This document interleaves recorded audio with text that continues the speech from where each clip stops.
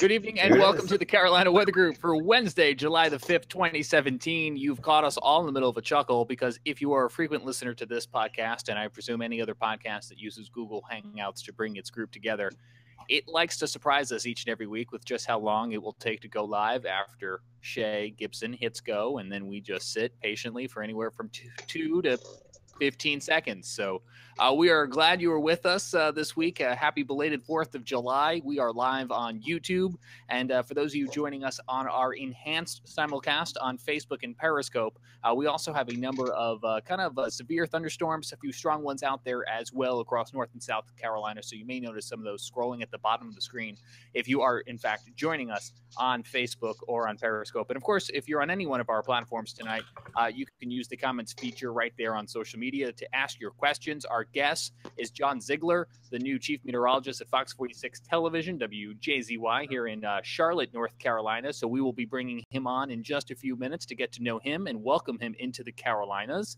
And of course, if you are listening to our podcast on Google Play or the iTunes Store, you can always find John on social media to ask him a question at a later time. But let's bring in our panelists this week. We'll go north to south, and we'll start with Peter in New Jersey to find out how his 4th of July was. Peter? Not too bad. It was weather was okay. We had mostly sunny skies, but then of course by the afternoon we had those pop-up storms that just want to sit there and linger and not move. So that probably ruined a few plans for people, but luckily I did not get hit with that. And then we had a fireworks show at 9 o'clock over here, and it decided to downpour. And they had to end the show early because the fire marshal was getting all mad in the township. So we didn't have a great fireworks show this year, but we still have fireworks, so that's all that matters. Next couple of days, not looking too bad either. We're going to be in the 80s, kind of cool. A couple showers here and there tomorrow, maybe Friday, and then the weekend looks good again. And, we'll watch that potential tropical thing going on there. I'll let Shay talk about that a little later. But, so all things have been pretty quiet around here. Nothing too major going on, so all is good. That is good. That's good. Let's go to the Tennessee mountain area where we got Ricky, who I think is just a little bit further north than Scotty. So we'll go to Ricky to find out how his 4th was. And also, Ricky, I understand you were watching a rocket launch but maybe half an hour ago. Yeah, SpaceX successfully launched their Falcon 9 rocket after a few scrubs. So most people know I'm a giant nerd in both weather and space. So that's some cool stuff that happened there. And speaking of rockets, let's check out something new that came out today. You guys probably haven't even seen this yet. This is the GO-16 geostationary lightning mapper data. Just got released in what's called beta format today. So here's some of the data over the past, I think it's about an hour and a half or so of some of the lightning flashes from GO-16 GLM. So some cool data there. And 4th wasn't too bad. We had a few fireworks displays in our area that I think all of them could manage to get off, actually. I was MC for the Bristol fireworks, and it rained. So what else do you expect when a meteorologist shows up and MC's fireworks, I guess? But they didn't boot me too badly, just a little bit. And had a fun time regardless. So. Well, it was nice of you to show up not empty-handed, bringing those rain showers with you. And somebody else who I think had a wet and stormy 4th of July was Scotty up in the North Carolina foothills. Kept looking at that radar last night, Scotty, and it seemed to be fairly persistent at times. Yeah, we've been in it with thunderstorms all around. I mean, yesterday, today, Monday. So it's been a stormy period here in the foothills. Several damage reports coming out of the McDowell, Burke, Caldwell County areas today with some damage and winds. So always a fun time here in the Western Carolinas in the summertime with those pulse-type severe storms. But the 4th of July was halfway decent. Started off fairly sunny. Had a few thunderstorms roll through, but by 8, 9 o'clock, it all cleared out. Fireworks were able to go off without any major hiccups. So overall, it's a fairly decent 4th of July. And, we're just enjoying the rain. Interesting stat. I don't know if you saw this, James, or you, Ricky, or even John. We were talking about the rainfall in Charlotte last year for the entire summer period was 6.9 inches. And we've already surpassed that with a month and a half left of meteorological summer. So that just kind of shows you how dry it was last year and how wet it's been so far this year. So I wouldn't mind having a few sunny days with no thunderstorms, but I don't think that's coming for a while. My neighbor and I would agree. Our backyard that we share in our community here is just kind of one big area of mud. Not the greatest drainage, but like you said, we've gotten plenty of rain, quite the surplus building up, especially compared to last year's dry summer. And it seems like no end in sight, not immediately looking at the radar. Like you said, quite a few showers and storms still across the region tonight. What about you, Shay? How are things along the coastline there at Charleston?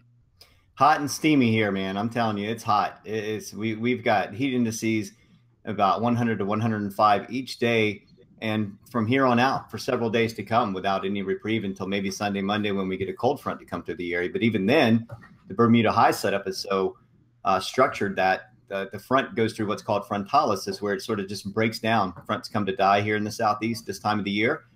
And we're hoping to get some cloud cover and some reprieve from the heat because we're getting low to mid 90s. We had 96 degrees today just before 5 o'clock.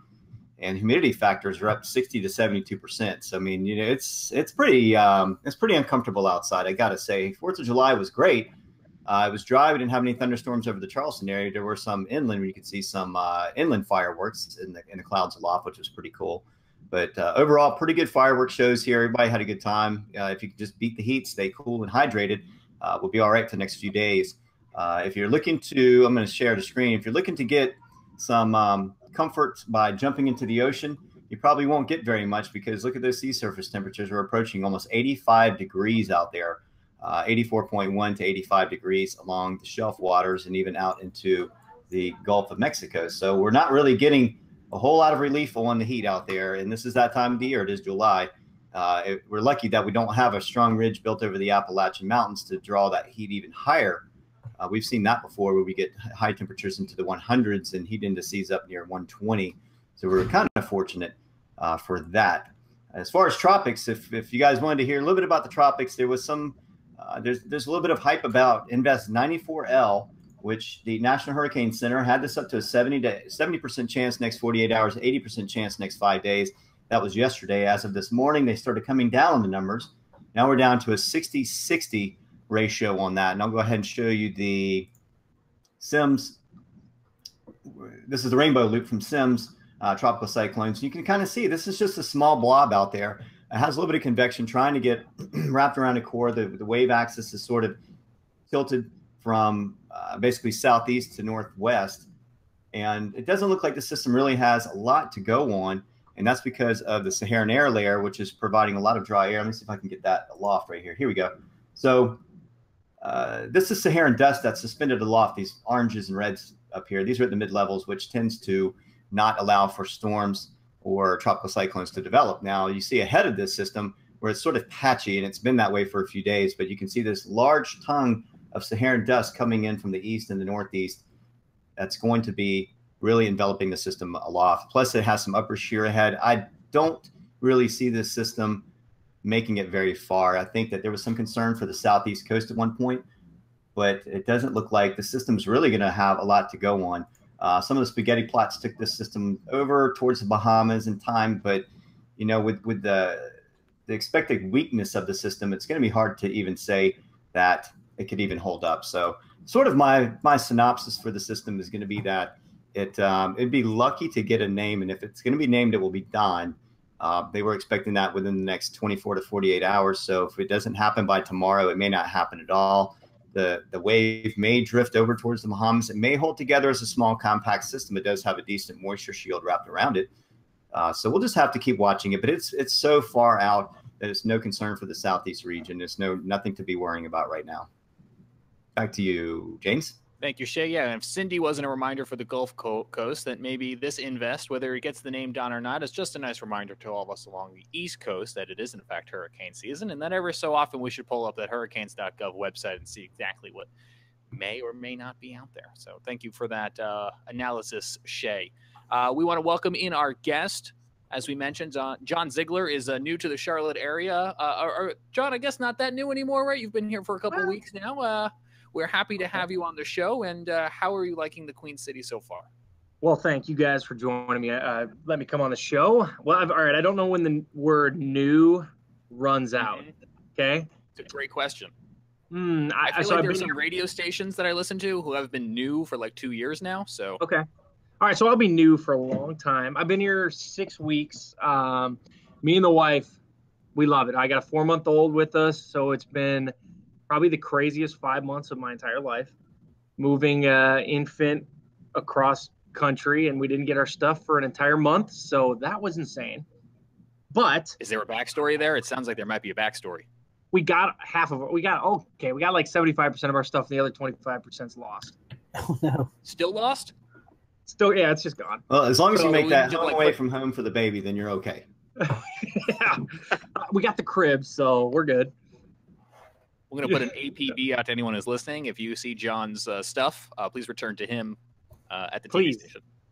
I know it. So, no, other than that, I mean, Charlotte's awesome. I've lived in the Midwest, so the Southeast is definitely more like you're going to wear the weather every day. So, mowing the lawn, you get sweaty in like 5 minutes here, and I'm not used to that. So, but besides that, I am a fisherman, diehard, and I have a boat on Lake Wylie, and I fish at least 3 days a week, and I love it. This is a good place for that. If you like the fishing, like being out in the lake, it's a nice region where you can get close to the water. Yes. Maybe not necessarily the ocean, whether or not, we're a little distance from that, but we kind of got the perks of being inland, but also the perks of having that nice giant man-made lake. I love it. In our backyard. I like the storms too. The storms, yeah, they've been greeting you nonstop, it seems. But that's what I'm used to. So I'm from the, Joplin, Springfield. So obviously I'm used to storms. And I come here and I'm thinking, summertime's going to be quiet, right? That's what normally you think, quiet. But I'm loving it. Every night there's a chance for storms, and it's always keeping you on your toes. So it's been that's been fun. I've actually enjoyed that. That's been really good. So, looking at the radar over your shoulder, and I think there's some more action rolling in. Yeah, I keep looking over here. There you go. Oh, look at that. There you go. You got Lake Norman, Southern Metro. Lake Norman to the south or southwest, right? And then doesn't that help accentuate some of the storms that come through there? I have heard this. Okay. But where I need a research paper. Where do I find one? That's exactly what I was just going to ask. Look up Lake Breezing and Lake Norman. Okay. Just good old Google. John, you mentioned you came from Springfield, and you were telling us before the show that you're from Duluth. So we were joking that we're in the heat of summer right now, but come snow time, you will be ready. Oh, licking my chops. If that, no, this is a true story. The only reason I do what I do today is because I love snow so much. And it got me into the industry. You know what I mean? Everybody's got a reason why they're in the industry. Mine is snow forecast. I just love it. It's kind of like a hurricane, but on land, right? You're watching it for like 5 days or 6 days. And everyone talks about it like, oh, there's it might break off in Colorado. Yeah, So I like Colorado low, big snow systems that come up the Midwest. I fell in love with those. So yes, I'm ready for snow. Bring it on. Directly into the next question you have to ask every weatherman is, when did you fall in love with weather?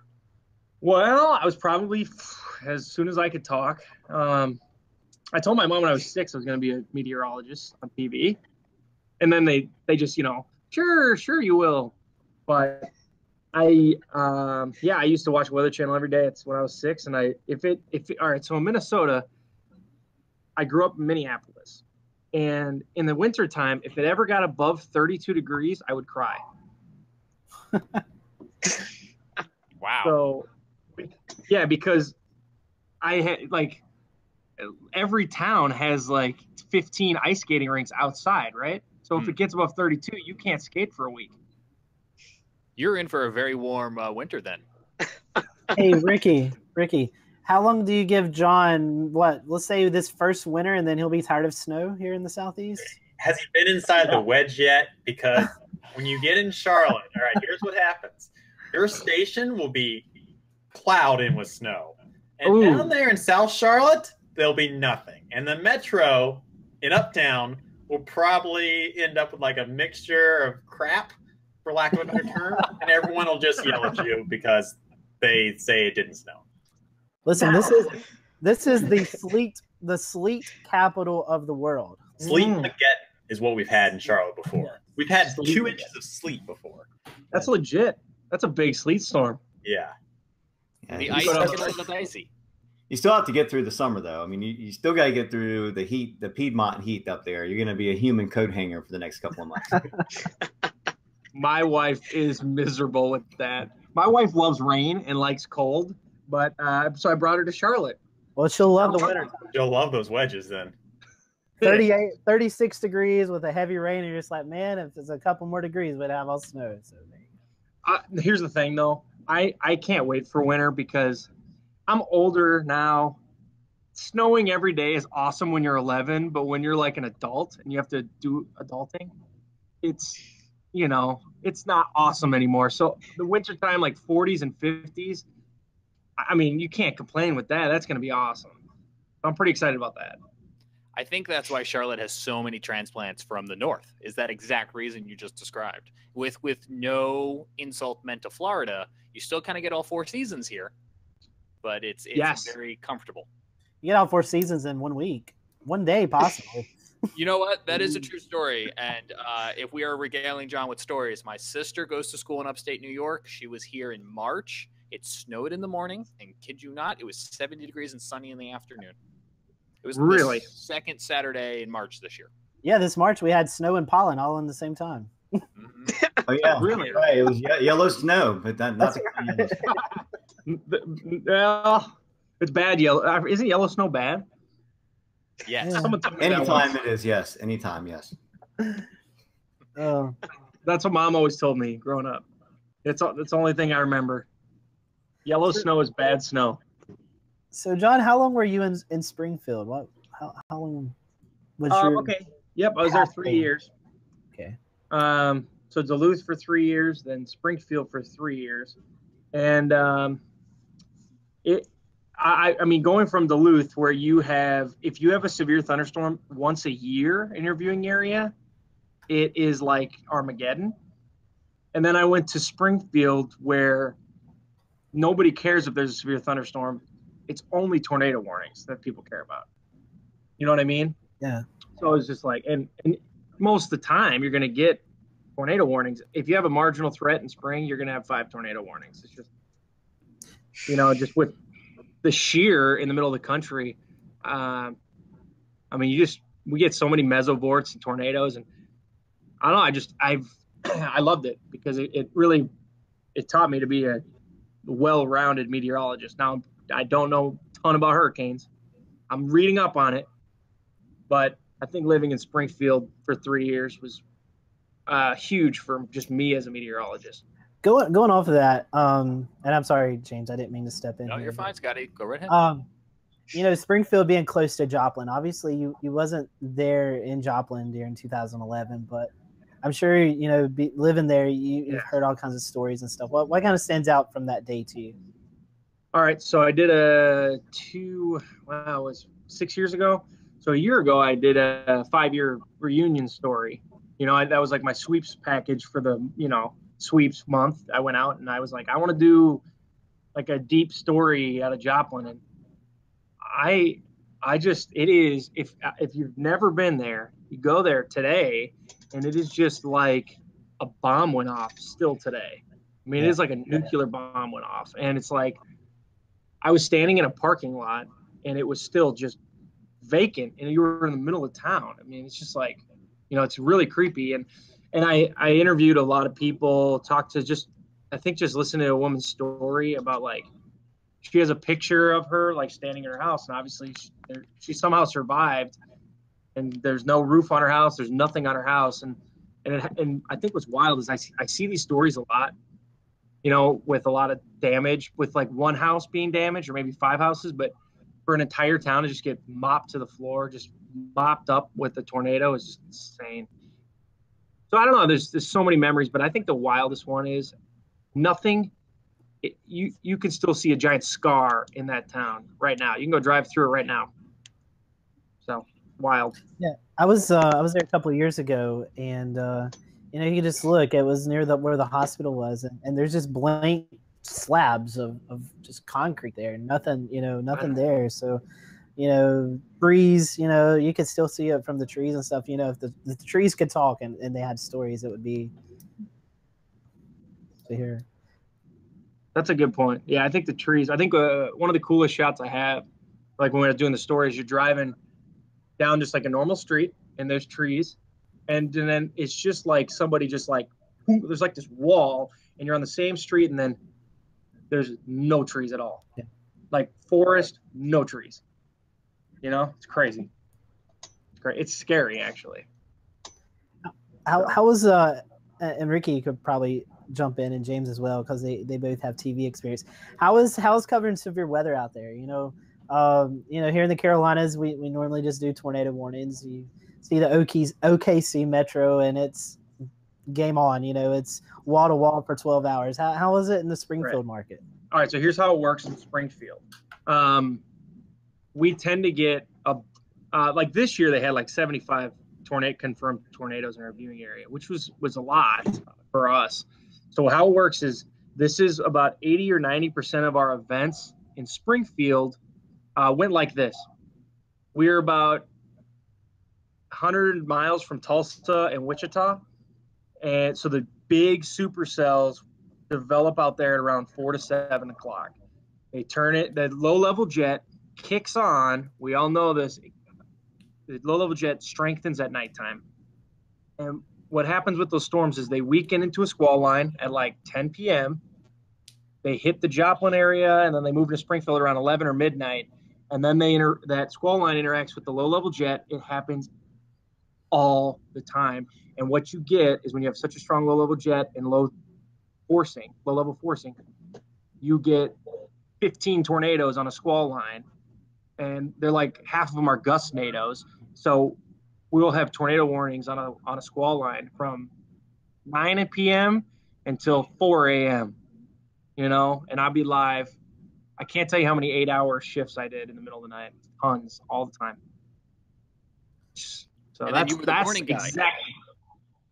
So you had to keep going, right? But yeah, so what happened is we did like a trade-off. So I'd come in at midnight, but like, obviously, I go to bed at 9 and wake up at midnight, and you're like, man, this stinks. I got to be up. And then you walk into the station, and it's like on, like this wall-to-wall coverage. It's just lights are on, and you just instantly go from like a slumber to just like bam. And then I'll be live from midnight to 4. I probably did that 15 times this year. So. Wow. That's amazing. So you'll fit right here in Charlotte, where we often have nighttime nocturnal tornadoes at 2 a.m. That sometimes have warnings on them, sometimes don't. You may or may not see them on radar. Right? So okay, yeah, that's the other trick is like, do you guys get a lot of like gust-nado, mesovort type tornadoes here? Yeah, we have a lot of QLCS spin-ups. Sure. That's probably our primary driven severe weather is those QLCS spin-ups. Good. Last big tornado event, and if I forget one, let me know, guys, was probably April 16th, 2011. Most of that happened east of Charlotte, towards the Raleigh metro area, up into southeast Virginia, northeast North Carolina. Last big tornado in Charlotte, that was a supercell. You remember, Scotty, James? That was it was just north of Charlotte, George Harrisburg. Yeah, it was an one? F3, Yeah, it was the EF2 or 3, I believe. Yeah. Now, is that one and the same when they missed it because we couldn't see it on radar? No. It was in the radar hole? No, that was a QLCS spin-up. Yeah. That ended up being an EF2. That ripped some homes apart. It was just 2 a.m. That was the unwarned tornado warning that the whole fiasco came from. That's how the Charlotte radar bill became a thing, and how they're working on getting a radar in Charlotte now. Is that going to happen? It kind of got approved through the new House budget that was set up. Officially, the money isn't there yet, I think, but the steps are being taken through political action to eventually get it. So, Ricky, the priority spots have been made for the country. How many spots are there in Charlotte? Obviously, sounds like it's been pushed to the top. How many other spots were there that you know of? What I understand, what the bill did was require them to do a study on the areas that would need coverage. And There was a certain criteria that had to be met to need coverage, and Charlotte would have met that criteria. So now I think we're waiting on the results of that survey or research to come back, and then they'll push to get the actual funding for the radars and everything. That's good. That's good to hear that Charlotte's been bumped to the top of that list. That's long overdue for that metropolitan area. Wow, that's good to hear. Charlotte and Columbus, Ohio, are two of the main metropolitan areas that are under consideration. Is there another one in Oklahoma? Oklahoma's got radars everywhere. I mean, you just look over the horizon and you see about 7 of them. You're like, come on. Somebody can fact check the actual numbers on me because I don't have the bill in front of me. But I think in spirit, the idea was if you are more than 70 miles from a radar, at like a level 2 full-blown National Weather Service radar, and you have a population of more than 1 million, you'd be qualified for the study, right? I believe so. I think so. Something along those lines. And John, miles. Yeah, we're getting close here in Charleston. Then we have one that's I think just about at that 60 or 70 mile range. But yeah, I mean we get it at about 4,000 or 5,000 feet here. We get it at like 8. Yeah. Yep. And John, 8,000. we're talking about tornadoes, and Ricky and James will have to help me out here at the correct term. But there's been 2 tornadoes that's hit is it the Microsoft building in Charlotte, Ricky? Yeah, I think it's the Microsoft building. 2 tornadoes have hit the same building within like 2 years apart. So when it comes December, you just want to watch that area in Southwest Charlotte. So okay, just tell your news crews to set up there early in the afternoon, and you'll be gold. It's crazy. Southwest Charlotte. Come on, I live in Southwest Charlotte. Is it Microsoft or IBM? One of the two. I'm pretty sure it's the Microsoft office. Yeah. Microsoft, yeah. So. I got a question for John. Go ahead, Shay. I mean, you're getting kind of acclimated in the station. Show us your kind of command center there, and I mean, we can see like one corner of it, but give us a little tour. I don't know if you can move your camera around or not, but tell us what you do. What do you do on a daily basis there, and like what hours do you work? Are you the evening, daytime, and sort of give us the rundown of what you do every day. All right, here's what I do every single day. This is going to be our weather center. We just have one in the studio. In the newsroom. So like we're in the newsroom right now, and then we have our big monitor. This is actually a touchscreen monitor. This will go on TV 95% of the time when we have severe weather. That's the way we do it. We use touchscreen. Big reason for that is the system that we have is Barron, but it's like a 4-year-old system. So it's set up with touchscreen. The new Barron system that we might get is set up with green screen. But a big reason people always ask me, why do you use touchscreen? It works with our system. So we got a bunch of computers here. That's just a monitor. Got to look good. And lots of computers here. So the 2 in the back behind me, those are backup computers because it's TV, right? Got to back up. That's going to be my Barron system and those 2 computers there. And then the one right in front of me here.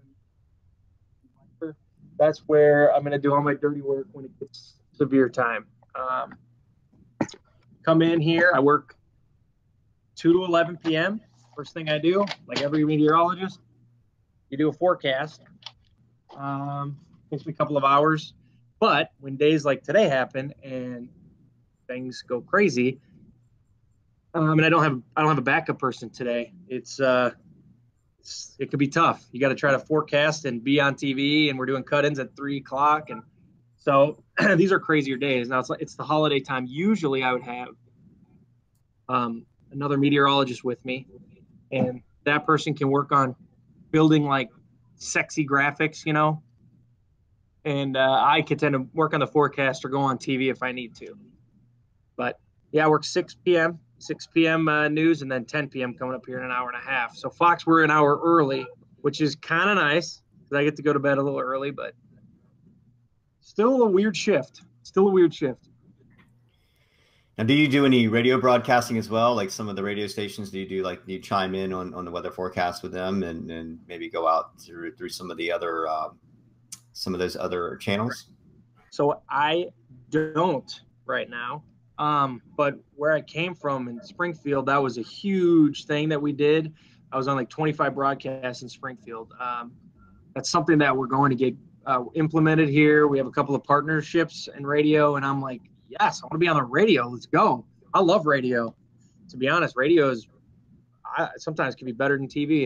It's raw, it's beautiful, it's honest. I just like radio. So yeah, speaking of that, I want to get that going. But no, not right now. Obviously, Fox 46 a new station. I've always worked in the past at legacy stations, so I'm coming in here to Fox and changing some stuff up. Try to get a little more in the community, things like the radio, and I think that's my goal. And I hopefully can bring some experience from the Midwest with me here. That's a couple of the goals, but yeah, a couple of things we want to do. Big one is radio. Very cool. Now, I'm sorry. Go ahead, Scotty. I was just going to play off of that. John, you were morning meteorologist there in Springfield. Sure. I'm not sure what in Duluth, if you were morning or evening. Morning. What's been the morning? So what's been the biggest changes, going from the morning to evening? I know the work schedule is a big change, but has there been anything else? It's been huge. It's the biggest change ever. I mean, you can't, I think in the mornings you can express yourself more. I'm a very upbeat, happy, normal guy. I'm a weather geek, but I like to be normal. Like when I say normal, I mean like not as like sensationalized. I like to be more like, you know what I mean here? So in the mornings, you can kind of just be like a normal person, right? But in the evenings, it's a little bit more like Ron Burgundy, right? Like you're on a pedestal, talk down to the people, right? So I'm not used to that. I think that the biggest change has definitely been the schedule. I used to wake up at 2 a.m. and go home at 11. Now I work at 2 p.m. and go home at 11 p.m. instead of 11 a.m. So sometimes it feels like I'm just working. You get to go fishing? You get to go fishing I in the morning? gone fishing during the week a couple times. Surprisingly, I'm more tired now than I was getting 4 hours of sleep at night. What the heck? Sign you up for a sleep study. Seriously. I think 7 straight years of not sleeping, my body's like confused. But biggest change for sure is the mentality of the news from the morning show to the mentality of the news at night. I used to be almost like an anchor. I used to read stories and I'd read like fun poppy stories, and I had a dog on the air. So I mean, I went from being like this really flamboyant guy to like just my geek side. So I've had to cut out, not totally, I'm still me, but I've had to cut out a lot of the antics, as you will. Well, maybe you can talk to Nick Koser and rekindle that a little bit. Man, that guy, if you watch me in my old station, me and Nick are literally the same people. We're just crazy. So we're going to see. We need more of it. We need more of you guys out there. Really. It's great. Right. So I mean, honestly, that's what I'm trying to bring to TV is a down to earth, but also a weather geek at the same time kind of mentality. Like I always told my teachers in dynamics, teach to me like I'm 4 years old because I don't know what the heck you're talking about. And the teacher would have to dumb down dynamics for me to learn. So that's what I try to do every single day. People don't know what the heck vorticity is or what a low-level jet is. So I try to explain a low-level jet like putting gasoline into your car, and the igniting and the starting engine is, the drier air mass underneath the front. You know what I mean? Or the cooler air mass. So I try to put things into perspective instead of just being in my own world. So that's kind of my mentality. And that's a good thing. You're talking about communication, and I love the attitudes that you're taking about it is kind of putting it in layman's terms. Some folks don't do that in the TV, in the TV weather world. What is your thoughts on communication? I think that's becoming a big thing. Not only is getting the forecast right, but now it's communicating those threats. Obviously, you've had that experience in the Midwest with communicating threats of tornadoes and stuff. What do you think? How do you think communication plays into what you do every day? And then kind of talk about the social media aspect of it. Yeah, something I want to do once I get rolling here a little bit is I think I've lived in the Midwest where communication has to be there because we had Joplin. The National Weather Service and the media had to go through Joplin. So I've seen Springfield office, who runs Joplin, I've seen them go through the changes that you're talking about. How do we get this to the people? And what I want to implement here is a real relationship with the National Weather Service and the emergency management community. I had emergency management contacts everywhere back in Springfield. I could call them on the phone. I knew them by name. It was so easy to get. We could get data out instantly. Seems a little delayed here in the Charlotte area on just how fast that is. Obviously, unless you're Brad Panovich, that guy can get whatever. But besides that, I think that it's good to have a really close relationship with emergency management and the National Weather Service, and beefing up the National Weather Service's social media. I think the National Weather Service holds a lot more power now than they used to, with the potential of social media. And my old National Weather Service used to go live on their they go live on their Facebook page. You know what I mean? And they'll stay live on there and show you what's going on in the National Weather Service, which kind of feels forbidden almost. You know what I mean? Yeah, some of those guys, most of them, and they don't want to go on camera. Right. But now you have, they were leaning more on Twitter for all these years. They've been more about Twitter than they have for Facebook because of certain privileges. And Facebook's got a weird sort of algorithm that they're not big fans of. But the Facebook Live feature is good. It's proving worthwhile. But now they were using Periscope with Twitter, and they still do every once in a while, especially with storm events. But see, your reach with the public isn't as great with Twitter. So hence Facebook Live. And the Weather Service Charleston, I don't know if they've done one. I have to go back and look. I don't think they've done any Facebook Lives yet. They might be waiting for their senior to say, let them go ahead and do it. But there's only like 1 or 2 people in that office that would go live anyway. So right, and it's office to office. And but I think TV, obviously, we're going to Facebook, we're going to social media now, and that's eventually the world's going to go to permanent streaming. I mean, eventually we're going to be on Netflix, right? It's going to be like, bing, your local news media, you have a tornado warning on Netflix, and you just click on it, right? That's what eventually needs to happen. I want it to get there. And that's what I think needs to happen, and that could save a lot of lives, I think. So who's going to do it? Who's going to get us rich? James. Well, John, you were on Facebook Live earlier today, and I'm wondering how has that been rewarding for you as a meteorologist in a market like Charlotte, where, I think one of the big keys here that we touched upon is because of the radar and because of the setup, it's that community that really become your eyes and ears at times. It is. Obviously, I'm new to town, so I don't have the following like I've had back in Springfield. Got to gain that. Got to gain the trust. Got to gain the following. But Facebook Live and your community, I was talking about Brad Panovich. Brad couldn't do what Brad does without the community. So the community is our eyes, it's our ears. I know it sounds cliche, but you know what I mean?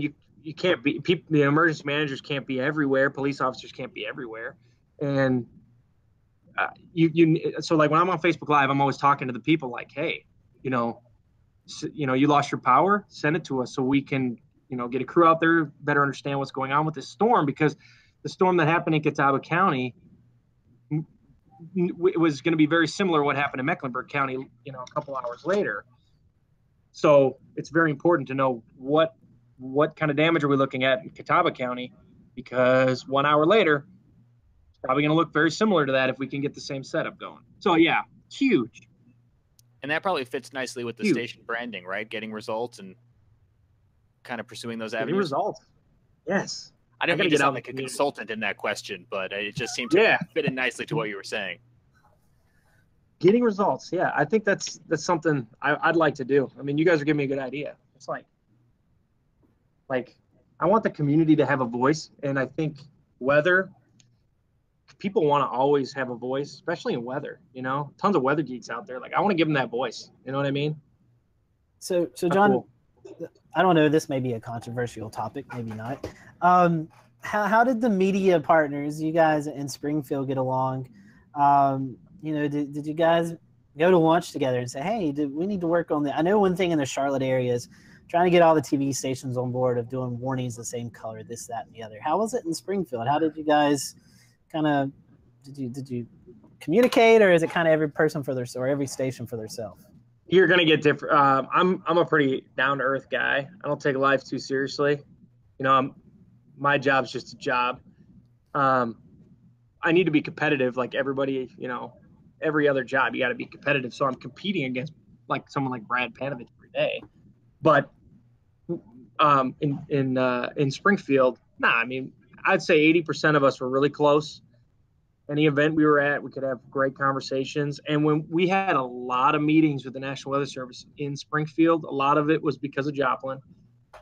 But it was kind of like meetings like, listen, you got to save lives. Like, that's what we're doing here. And it's just a good point. It's like, listen, you know, don't get mad because that station's has this post that's got 1 million views. You know, just be happy that it has 1 million views, because really, why am I doing this? I'm doing this to protect people's lives.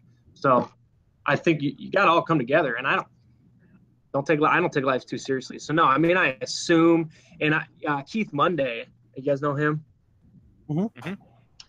Yeah, he reached out to me the first day I was here, and there's another girl who reached out to me. People seem really welcoming here. So I'm really excited about that, because it's different in every town, but it seems like everyone's pretty friendly. You know, we're meteorologists. Come on. You know what I mean? I think the Charlotte region, and Ricky, you've been in it, and James, you as well. I think we can all say all the media partners are really nice to one another and really work well together. Yeah. I mean, a lot of them kind of hang out together sometimes. So it's really not obviously there's still a competitive aspect of it, but it's one of the more down-to-earth regions I've found in the U.S. It's not cutthroat like some markets are. Right. That's good. That makes me happy. I don't want it to be. I mean, it's cutthroat enough in here. I mean, I work in a newsroom, you know. Talking about meteorologists, and I promise I'll let James get back to interview. And I love these in-depth conversations that we have. Talk about the team that you work with there at Fox 46. We've had Nick on several times, but I know you guys have a few other meteorologists. So talk about the team that you've been welcomed into. All right, got a good team. I think what takes a team is having somebody who you got to pick each other's slack up like a marriage. And I think we have it here. You need your personality. You need your guy who can get in the community. That's going to be Nick. Nick can do any story. He can get out in the community. He's amazing for that. Amanda Cox, she's our weekend evening.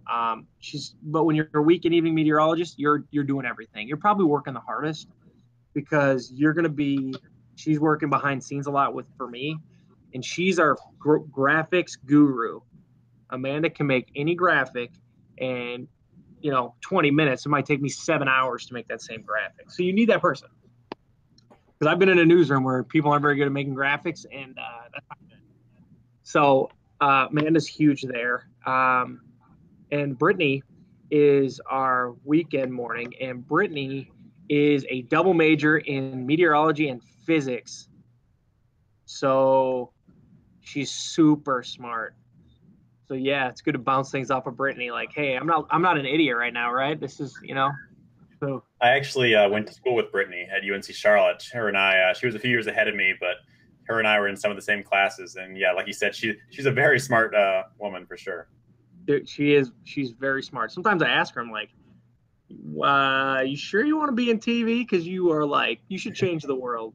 And she's fluent in Spanish to a degree as well. I remember we were putting some real stuff together, and she did a severe thunderstorm warning recording in Spanish.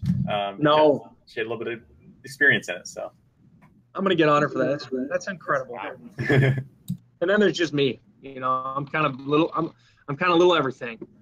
You get a little weather, get a little graphics, and you get personality. So, and that's a team. I like it. It's good.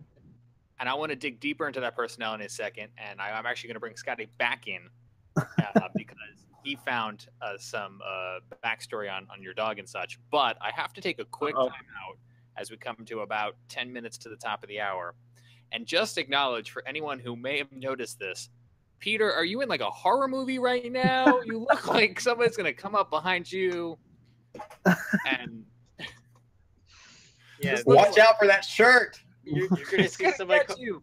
You're gonna see somebody come through the door in a minute. Just be prepared. I know. I know. I'm waiting for somebody with a Just the lighting. Big machete or something, you know. Yeah, I'm waiting for somebody with a hockey mask and a machete to come through. It'll just be Chris Christie back from the beach. Chris Christie. Oh, dang. Oh, Okay, I'm sorry to totally disrail the conversation, but I think these shows. No, are we good. needed that. The in-depth conversations like Scotty mentioned, but also just a bunch of tonight, just a bunch of fellas hanging out, talking weather, and just wanted to acknowledge Peter's. I was watching him get up, sit down, move the light, sit down, get up, move the light. So Yeah. Scott, I know you wanted to ask John about his dog. He mentioned the dog not too long ago, and I'm wondering if it is possible that if the dog is not right for prime time PM television, if maybe, I don't know, Nick could take him for a walk on a Facebook video or something together with you. You know, I'm just trying to pitch some ideas. You want me to go into who Yeah, I don't Griffey really is? know. That was a bad setup because I tossed to Scotty and then I asked kind of the question at kind John. of you took the thunder. That's Scotty, okay. You found John's dog on Facebook, and you Yeah. found all of his Springfield fame.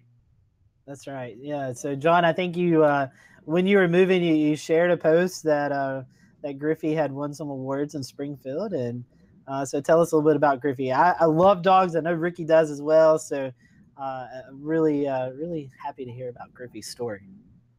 All right, so I have a beagle. He is 3, so that means he was a puppy when we were in Springfield, and it was Bring Your Dog to Work Day 3 years ago, and we brought a bunch of toys into the station, and we just were gonna let him play around, right? Whatever, no harm done. Well, when I was on live TV, Griffey was playing fetch with me, and there's a viral video. You can YouTube Griffey the Weather Dog. It's got millions of views, and once that happened, my boss is like, this is a hit.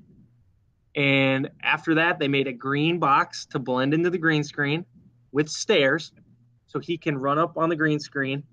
And after that moment, it was 3 years of not every day, but about once or twice a week, Griffey would be on TV with me, and we just wake people up every morning.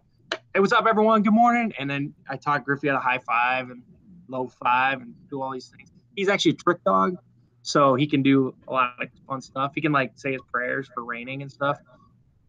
And people fell in love with him. His fans are insane. And he won back-to-back awards for the best Facebook page in all of Missouri media. Wow. We'll definitely have to Unreal. share. We're going to show Griffey's Facebook page on our Facebook page and Twitter, but you need to go check out some of the videos. I mean, you know, it's crazy. You know, Griffey he knew when to go up there and do his thing. So pretty awesome. Yeah. So, I mean, the truth is, I'm all right. I just started here a month, right? I gotta get in here first, right? Get a couple months, then bring the dog. Yeah, we need to see Griffey. We do. Here's the thing. It's a shock when you start it. People are like, what the heck is going on? But trust me, it works. It's gimmicky, but people freaking love it. So What's the number one thing that gets engagement on social media? Dog pictures, cat pictures. I've been there. I know. You know, it can be frustrating, though. You post a really important, like, tornado warning, like, Springfield, you're going to die. Yeah. And then that picture gets, like, 20 likes. You post a picture of your baby or dog, and it's, like, 700. You're like, what is wrong with you? So I just put signs in front of my dog, and I'm like, tornado's possible tomorrow. And then they share that with the picture of the dog. Genius. Yeah, That's good, Ricky. I could see this. I could see Griffey and John, you and Nick doing Nick's videos. You know that he's well known for. I mean, we could get some segments like that. That would be some good stuff because I can see that you and Nick have the same personality, which is awesome. Well, Nick has his own dogs too, I believe. He does, yeah. He's got a husky, I believe. Huskies. Ooh, the dominant dog right there. Watch out. Does Griffey go fishing with you, John? Sometimes, but I have to bring the baby with me because I can't leave her at home. So usually we leave Griffey behind now, but he used to. So in a few years, when the baby catches bigger fish than you, what's going to happen? I'm gonna throw her off the boat. In a life jacket. Right? In a life jacket. A life jacket. You guys are sick. Does the baby like weather? Thunderstorms? Yeah. What's her name, by the way? It's Zoe Ziegler.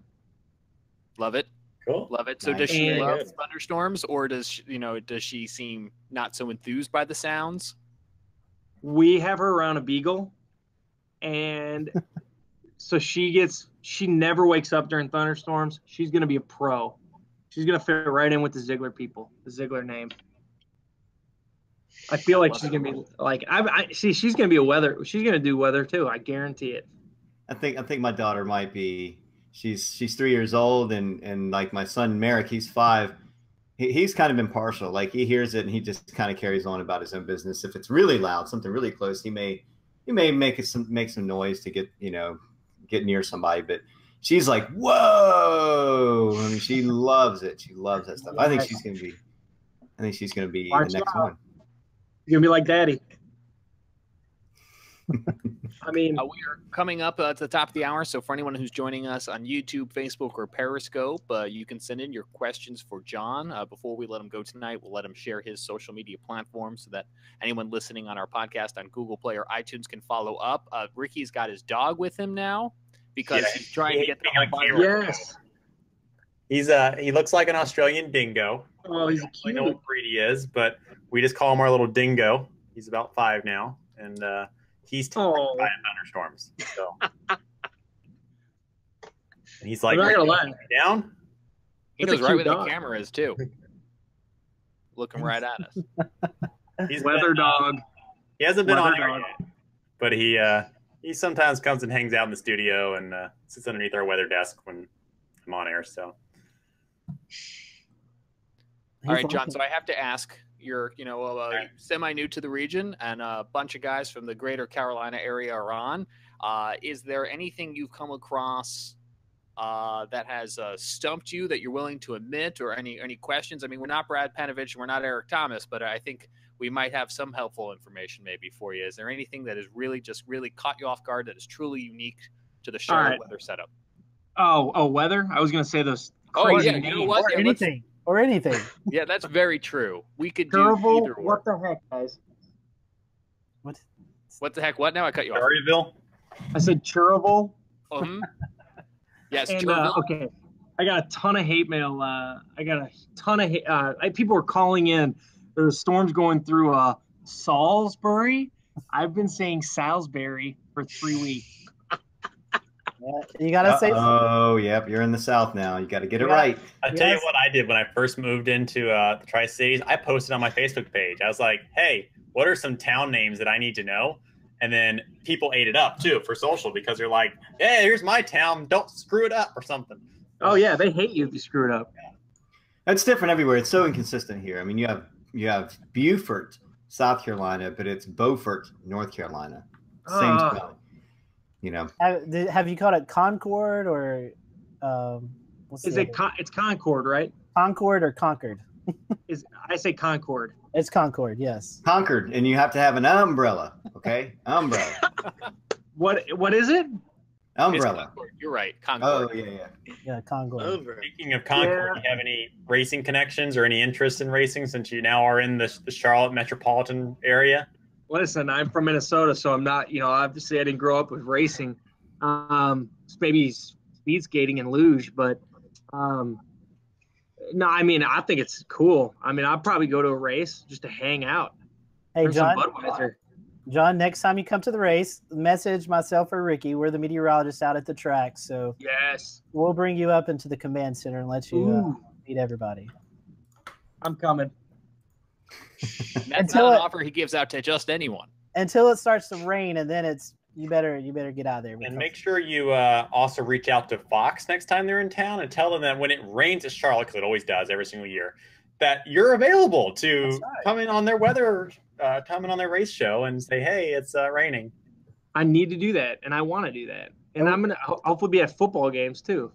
We need to get you in the bus racing out there, school bus racing. Ooh, the bus I race. saw that last week. Take on Matthew East.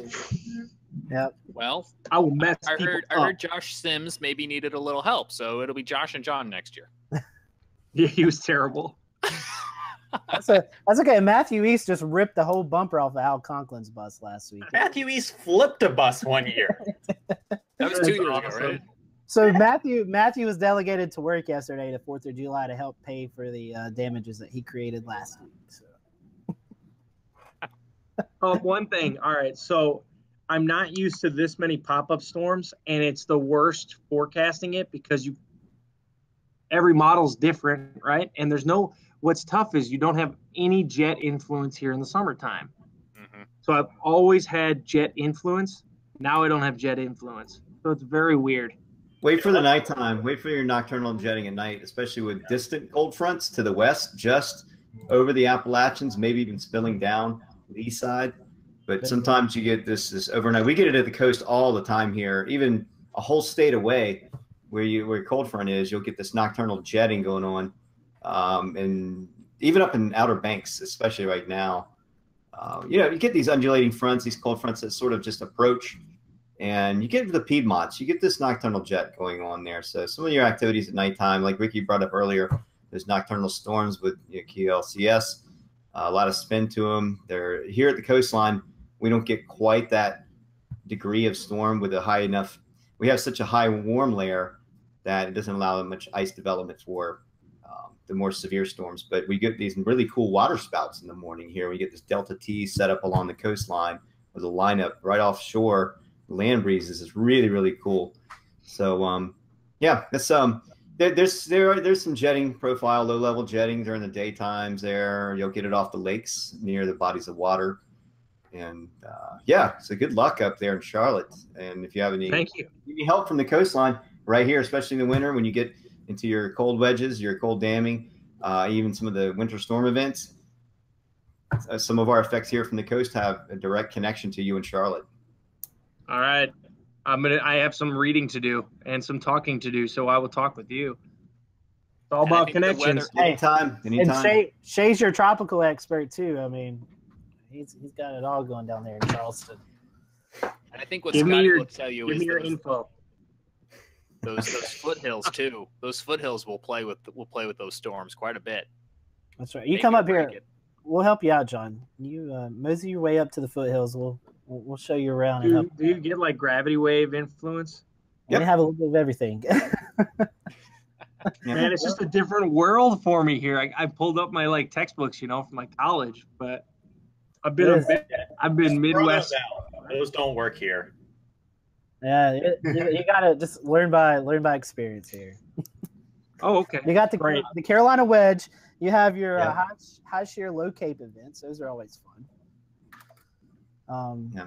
Those create headaches in the cold air damming, warm nosing, sea breezing that affects the Piedmont inland troughing that helps enhance sea breezes at the coast. It all feeds off each other. So you guys up in the mountains though, from Scotty on over to Charlotte and the Raleigh. I'd say Raleigh's a little bit further east than those effects, but you get a lot of spill down from the mountains. You have downsloping effects and all kinds of really cool things that happen up that way. So yeah, man. But we've all been here for a few years. You got Brad, you got Nick, you got a lot of support up that way. And need us, I'll drop you my info, and I'm sure the other guys will too. I was going to tell you, don't plan anything in October because we always have a big event in October. Ooh. I mean, we've had historic flooding for the past 2 years, right? Shay, has it been 2 or 3? Yeah, October 2015 was our huge event. We did have one last year, and I mean that's a common thing every year. We have one big rain event right smack dab in the middle of the fall. It seems to happen. So the tropics don't want to die. You get the Gulf moisture. You still have the subtropical jet. You have moisture aloft. You get all kinds of really cool. Well, I wouldn't say cool. I'd say unique but dangerous situations. Yeah, South Carolina got pummeled just 2 years ago, and it was not far outside the Charlotte DMA. One model shift, or if you had picked a different model run, it would have been a whole nother ball game. I know we are at 9 o'clock right now, and John's got a newscast coming up in an hour, and he's got pop-up storms he's watching on his radar. So before we let him go, John, I want to give you a chance to share your social media information. Let folks who might be watching or listening to this week's show, let them know how they can find you and interact with you directly. All right. I'm on Facebook and Twitter are my main two. I don't really dabble in Instagram because Griffey the Weather Dog was my Instagram account. But okay, you can follow me at John Ziegler WX on Twitter, and if you search John Ziegler, it's Zeigler before the I. You could search John Ziegler WX, and I'll pop up there. I think my page is Meteorologist John Ziegler Fox something. I have way too many letters in that Facebook name. Meteorologist John Ziegler Fox 46. That sounds about right. I think we tagged it ourselves, and it did take me a second to find it. I was like, there are quite a few letters there, but if it was Wheel of Fortune, you'd be rich. I would be, but yeah, I didn't think about when I changed it. I was like, and they only let you change it once a year, so that's what it is. Any other questions from our panel tonight? Nope. I got one thing to share though. National Weather Service Charleston reports from 8:30 to 8:35 p.m. almost 7,000 lightning strikes with storms near and northwest of Hinesville struck. So 7,000 strikes within a 5-minute time. They're telling people to stay off corded phones and don't touch electrical equipment as these nocturnal storms form and really give off some serious energy. So if you have a thunderstorm with a high lightning event coming your way, try to heed those warnings. I have something to share as well. This is appropriate, I think. You stole my thunder. I know I did. I figured I was going to. New from Helicity Design, There we go. South Carolina, where fronts come to die. They were Awesome. watching our show tonight, and they just made the T-shirt. So Yeah, Scotty, good one on you. You made a plug at it and tagged me on that on Twitter, and they went ahead and made the shirt. So I'm going to go ahead and order it. And remember, if you use our code Carolina, you get 20% off. So Nice. I Now, like it. who said it? I know we said it earlier. Was it Scotty who said it? Shay said it, and Shay said it? I just tweeted the guys there, and I said, "Hey, our colleague just came up with something," and bang, there's the shirt right there.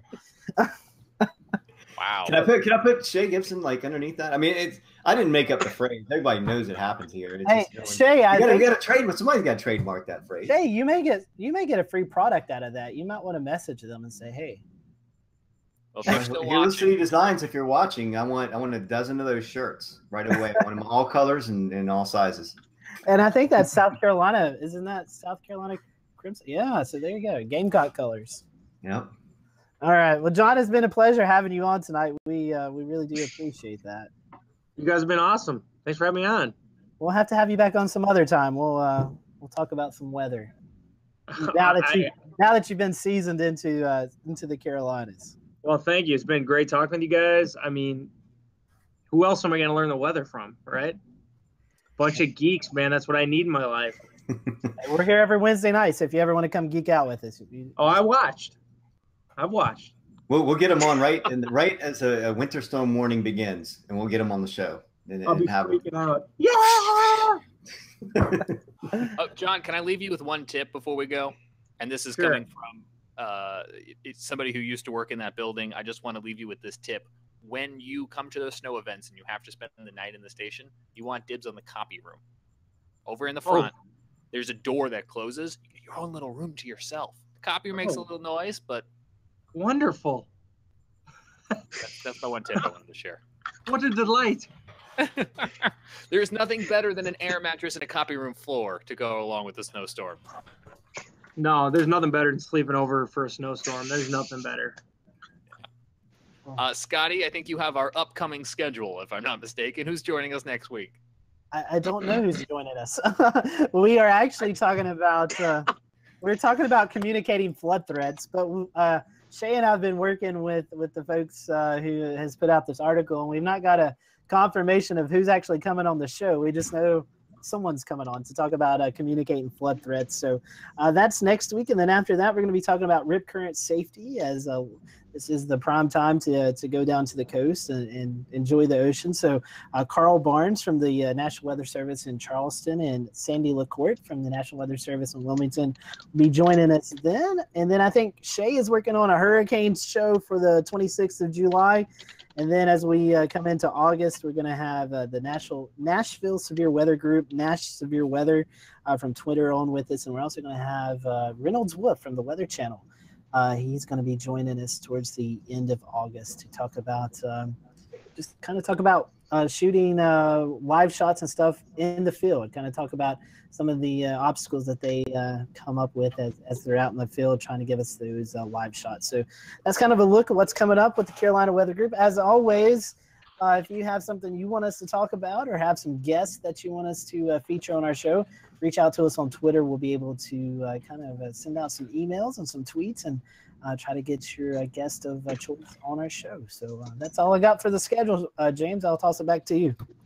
Thank you, Scotty. Thanks again to John Ziegler, the new chief meteorologist at Fox 46 Television here in Charlotte, for coming on tonight. And welcome again to the Carolinas. And we want to thank our audience for listening each and every week. You can check out our podcast on Google Play or iTunes, or, of course, live right here on Facebook, Periscope, and YouTube each week. And you can find us throughout the week at CarolinaWeatherGroup.com. Matter of fact, we were watching a few thunderstorms right now, still rolling through the central northern part of North Carolina, north of Greensboro, coming into Durham. And you can see that on our radar at CarolinaWeatherGroup.com. So thanks again for joining us.